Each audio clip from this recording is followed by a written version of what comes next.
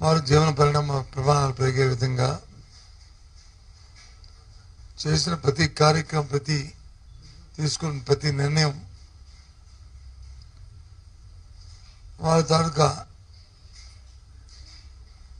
ఆర్థిక పరిస్థితి మెరుగుపడమే కాకుండా సమాజంలో, సంఘంలో ఒక గౌరవాన్ని కూడా ప్రతి సామాన్య పౌరుడికి వచ్చింది. ముఖ్యంగా మహిళలకి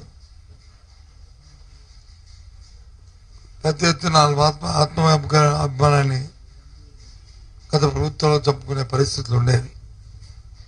ఇప్పుడు వాళ్ళకి ఆ పరిస్థితులు లేకుండా ఆత్మాభిమానం పెంపొందించుకుంటూ